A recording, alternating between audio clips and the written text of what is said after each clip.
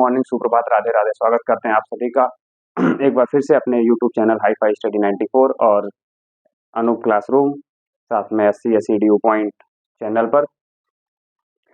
आज की current affair श्रृंखला में हम लोगों ने जो करंट अफेयर श्रृंखला के लिए जो हम लोगों ने शुरुआत की है कि प्रतिदिन के करंट अफेयर से आपको अवगत कराएंगे। किसी कारणवश कल आपको वीडियो नहीं भी उपलब्ध कराई जा सकी थी, इसके लिए माफी चाहेंगे, पर आज आपको फिर से एक बार वीडियो उपलब्ध कराने के लिए हाजिर हो गए हैं। तो हम सफलता हमें एक दिन अवश्य मिलेगी, इस मोटिवेशन के साथ कि हम कोशिश करने वालों की कभी हार नहीं होती है। कोशिश जब भी हम करेंगे बिना जीते हम रुक नहीं सकते हैं। कोशिश करने वालों की कभी हार नहीं होती है, हजारों से डल के नौका पार नहीं होती है। ठीक है, तो हमें कोशिश हमेशा अवश्य करनी चाहिए। कोशिश करते रहने से, लगातार परिश्रम करते रहने से सफलता अवश्य मिलती है। इस मोटिवेशन के साथ कि चलते हैं हम लोग, आज शुरू करते हैं आज के करंट अफेयर्स को। आज की करंट अफेयर श्रृंखला में हम लोग देखते हैं पहला प्रश्न क्या है। विश्व हाइड्रोजन शिखर सम्मेलन। विश्व हाइड्रोजन शिखर सम्मेलन 13 से 15 मई 2024 के बीच कहाँ आयोजन हुआ? ये नीदरलैंड में हुआ। कहाँ हुआ है? नीदरलैंड में। ठीक, नीदरलैंड में हुआ है। ठीक है, नीदरलैंड की राजधानी क्या है? एम्स्टर्डम। नीदरलैंड की राजधानी क्या है? एम्स्टर्डम में हुआ है। कहाँ पे? एम्स्टर्डम में। ठीक, नीदरलैंड की राजधानी एम्स्टर्डम में हुआ है। विश्व हाइड्रोजन शिखर सम्मेलन 2024 का आयोजन 13 मई से 15 मई के बीच कहाँ हुआ? नीदरलैंड के एम्स्टर्डम में हुआ है। ये हाइड्रोजन आपको पता है, ये मिशन हाइड्रोजन भारत सरकार के द्वारा शुरू किया गया। 2045 तक भारत को हाइड्रोजन यानी इलेक्ट्रोलिसिस तकनीकी से, यानी जो ग्रीन हाइड्रोजन उत्पादन के लिए भारत को आत्मनिर्भर बनाने का प्रयास करना है, इसके लिए शुरू किया गया है। और ये विश्व हाइड्रोजन शिखर सम्मेलन उसी हाइड्रोजन मिशन को भारत सरकार जो है, अगर ये हाइड्रोजन मिशन के लिए विश्व के स्तर पर जो सामूहिक प्रयास चल रहा है। चलिए दोस्तों, बढ़ते हैं अगले प्रश्न की तरफ। आज का अगला प्रश्न है, इंडिया यूएस 7th आतंकवाद विरोधी mock drill. India US 7th आतंकवाद विरोधी मॉक ड्रिल का आयोजन कहाँ किया गया? तो ये आयोजन हुआ है कोलकाता में। कहाँ हुआ है? कोलकाता में। याद रखिएगा, इंपॉर्टेंट है, कोलकाता में। ठीक, इंडिया यूएस 7th आतंकवाद विरोधी मॉक ड्रिल का आयोजन कहाँ हुआ है? कोलकाता में हुआ है। और इसका नाम क्या रखा गया था? तर्कस। याद रखिएगा, तर्कस। क्या है? तर्कस। तर्कस क्या है? ये भी प्रश्न बन सकता है। तर्कस आतंकवाद विरोधी मॉक ड्रिल है। तर्कस क्या है? आतंकवाद विरोधी मॉक ड्रिल है। फिर याद रखिएगा, इंडिया यूएस 7th आतंकवाद विरोधी मॉक ड्रिल का आयोजन कहाँ किया गया? कोलकाता में किया गया। इसका क्या नाम था? तर्कस था। यानी प्रश्न ये भी बन सकता है कि तर्कस क्या है? तो तर्कस भारत और अमेरिका के बीच होने वाला 7वां आतंकवाद विरोधी मॉक ड्रिल था। ये एनएसजी जो कमांडो होते हैं उनके साथ मिलके यूएस की जो कमांडो होती है उस कमांडो के द्वारा आयोजन किया गया, कोलकाता में किया गया। ठीक है, बढ़ते हैं अगले प्रश्न की तरफ। दुनिया का सबसे ऊंचा प्रतियोगी स्विमिंग पूल कहाँ खोला गया है? ये भूटान में खोला गया। कहाँ खोला गया है? भूटान में। ठीक है, दुनिया का सबसे ऊंचा प्रतियोगी स्विमिंग पूल कहाँ खोला गया है? भूटान में खोला गया है। और भूटान की राजधानी आपको पता है ये थिम्पू। अभी मार्च में भारत के प्रधानमंत्री जी कहाँ गए थे? भूटान गए थे। मार्च में भारत के प्रधानमंत्री जी कहाँ गए थे? भूटान गए थे। भूटान की यात्रा के दौरान उन्होंने बहुत सारी परियोजनाओं पर की है। तो भारत सरकार के द्वारा भूटान में कई सारी जल विद्युत परियोजनाओं को शुरुआत किया गया। इसके हम लोग संता चू मा, ठीक है, स से है संकोच। कौन सी परियोजना है? संकोच। ता से है ताला, चू से है चूखा और मा से है मंगदेछू। मंगदेछू। ठीक, मंगदेछू, संता चूम। याद रखिएगा कोड, संता चूम।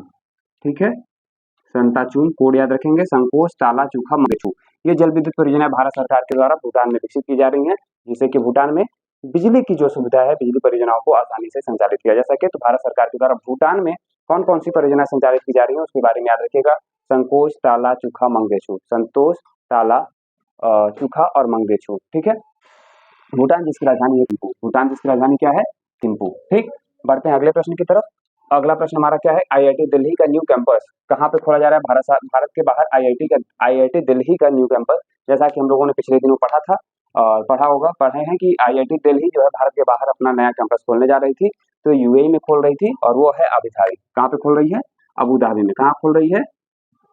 अबू धाबी, यूएई में। ठीक है, याद रखिएगा, आईआईटी दिल्ली का न्यू इंडिया यानी आईआईटी दिल्ली का न्यू कैंपस जो है outside of the India, Bharat के बाहर जो पहला कैंपस खोला जा रहा है वो अबू धाबी में खोला जा रहा है। कहाँ खोला जा रहा है? अबू धाबी में खोला जा रहा है। ठीक है, तो यूएई में हम लोगों ने बहुत सारे प्रश्नों को पढ़ा हुआ है, उन प्रश्नों को आप एक बार फिर से रिकॉल कर लीजिएगा। कौन कौन सी इंपॉर्टेंट चीजें हैं। यूएई में तो दुनिया का सबसे बड़ा एयरपोर्ट बनने जा रहा है, ये इंपॉर्टेंट है। ठीक है, आपको पिछले दिनों बताया गया था, पिछले दिनों करंट अफेयर्स में, कि अबू धाबी में यानी यूएई में ही दुनिया का सबसे बड़ा एयरपोर्ट बनने जा रहा है। इससे पहले एशिया का सबसे बड़ा एयरपोर्ट कहाँ बन रहा था? उत्तर प्रदेश के जेवर में बन रहा था। कहाँ बन रहा था? उत्तर प्रदेश के जेवर में बन रहा था। बढ़ते हैं अगले प्रश्न की तरफ। अगला प्रश्न हमारा क्या कह रहा है कि आपराधिक न्याय प्रशासन पर सम्मेलन, आपराधिक न्याय प्रशासन पर जो सम्मेलन हुआ उसका आयोजन कहाँ किया गया? ये भारत सरकार के द्वारा किया गया, तो ये हुआ है गुवाहाटी असम में। गुवाहाटी असम में। कहाँ हुआ है? गुवाहाटी असम में हुआ। आपराधिक न्याय प्रशासन पर सम्मेलन कहाँ हुआ? गुवाहाटी असम में हुआ। आपराधिक न्याय प्रशासन पर सम्मेलन का आयोजन कहाँ किया गया है? गुवाहाटी में हुआ है। ठीक है, आगे बढ़ते हैं। अगला प्रश्न हमारा है ब्लूमबर्ग बिलियनियर्स। ब्लूमबर्ग बिलियनियर्स, आपको पता ही है बिलियनियर्स की सूची हर साल जारी की जाती है फोर्ब्स के द्वारा, ब्लूमबर्ग के द्वारा, और भी कई सारी संस्थाएं हैं जो कि बिलियनियर्स की सूची जारी करती हैं, समय समय पर जारी करती हैं। उसी क्रम में जो एक नई सूची जारी की गई 2024 के लिए, तो ब्लूमबर्ग बिलियनियर्स की सूची में जो जारी किया गया, इसमें नंबर 1 पर फ्रांस के बर्नार्ड अर्नाल्ड हैं। ठीक है, बर्नार्ड अर्नाल्ड। ठीक ठीक, दूसरे नंबर पे कौन है? जेफ बेजोस हैं। दूसरे नंबर पे कौन है? Jeff Bezos. और तीसरे नंबर पे एलन मस्क। ठीक है, तो बर्नार्ड अर्नाल्ड और एलन मस्क, जेफ बेजोस, ये पहले दूसरे तीसरे नंबर पे आते हैं। फिर भारत में जो सबसे रिचेस्ट है मुकेश अंबानी है। कौन है? मुकेश अंबानी।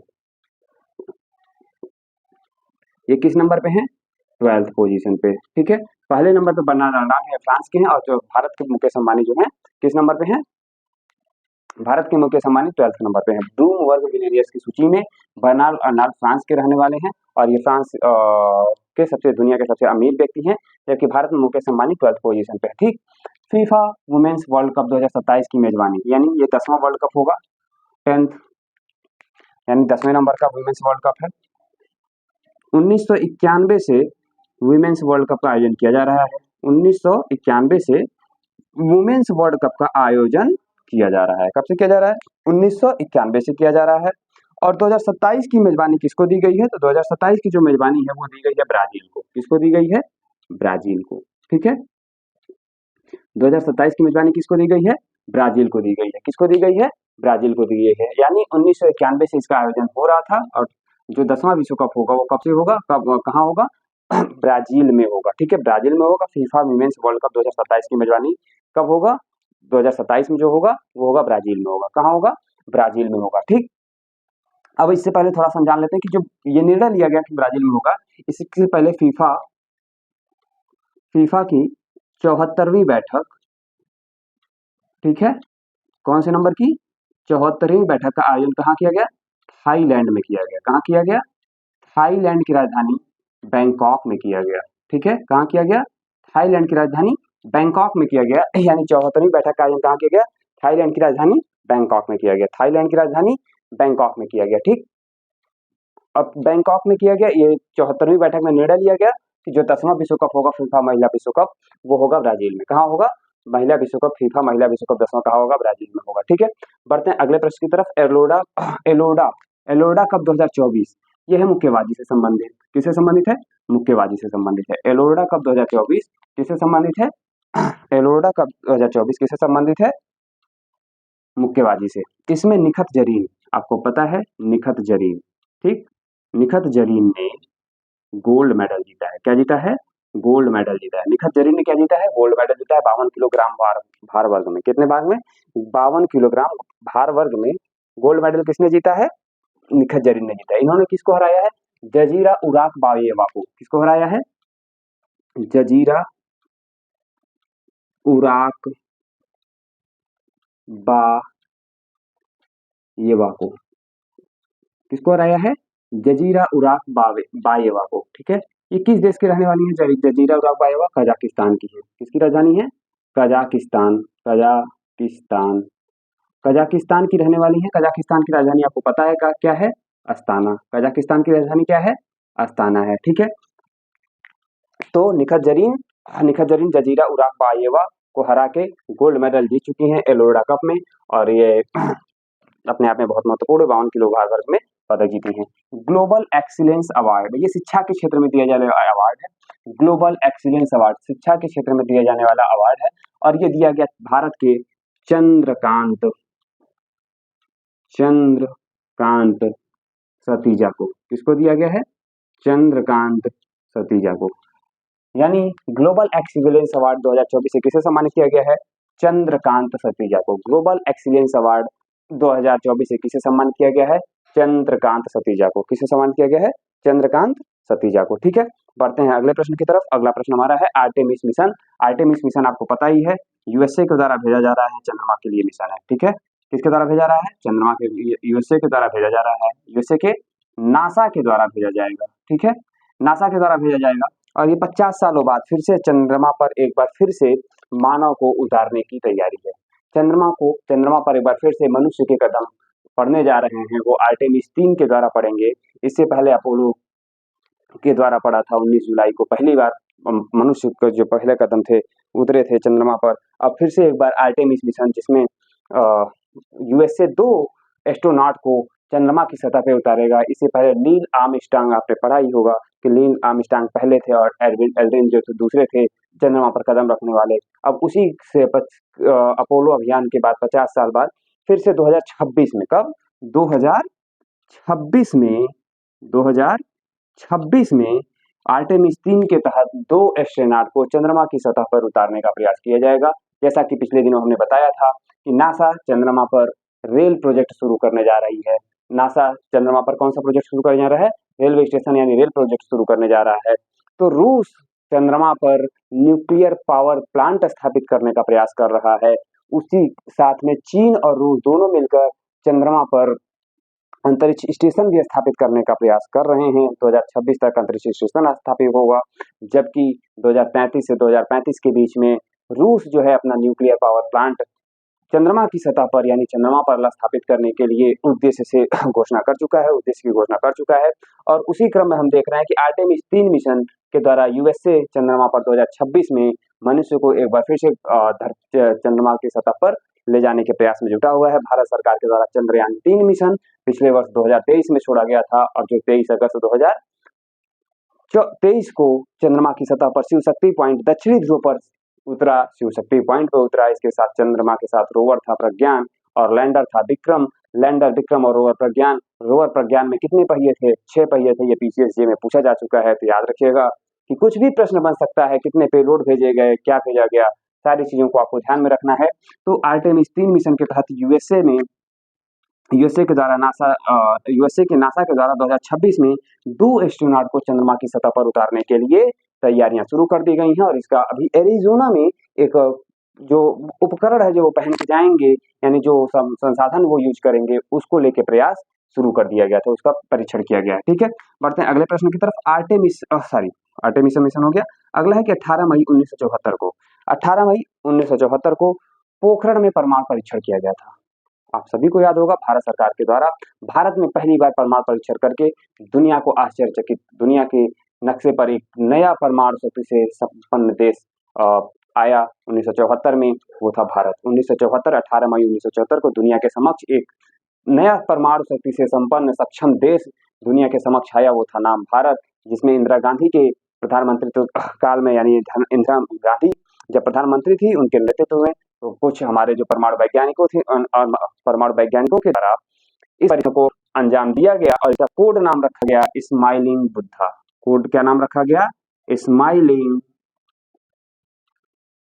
बुद्धा। याद रखिएगा, क्योंकि उस दिन बुद्ध पूर्णिमा थी। क्या थी? 18 मई के दिन बुद्ध पूर्णिमा थी, और बुद्ध पूर्णिमा ही सरकार के द्वारा स्माइलिंग बुद्धा यानी शांति के प्रतीक के रूप में, जो बुद्ध हम लोग शांति के प्रतीक के रूप में मानते हैं, तो यानी जो हमारा ये जो परमाणु परीक्षण था वो अपनी रक्षा के लिए है, देश के नागरिकों की रक्षा के लिए, अपने राष्ट्र की सीमाओं की रक्षा के लिए है, किसी देश का भयादोहन करने के लिए, किसी देश को प्रताड़ित करने के लिए। यानी हम अपनी रक्षा के लिए परमाणु परीक्षण किए थे, अपने देश की रक्षा के लिए, अपने देश की सीमाओं की रक्षा के लिए, ना कि किसी अन्य देश को अपने परमाणु का धौस दिखाकर, उसे दाव डालकर काम करवाने के लिए किए थे।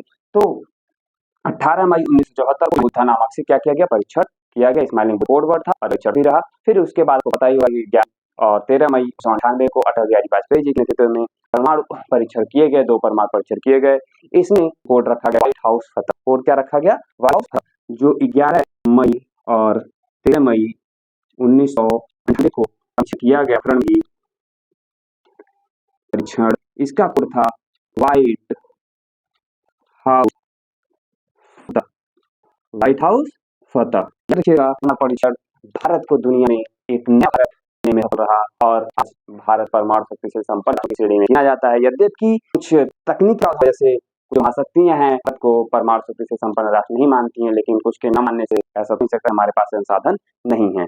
तो दोस्तों आज तक की वीडियो में हम लोगों ने देखा शिखर सम्मेलन 2024 कहाँ हुआ, नीदरलैंड के एम्स्टर्डम में हुआ।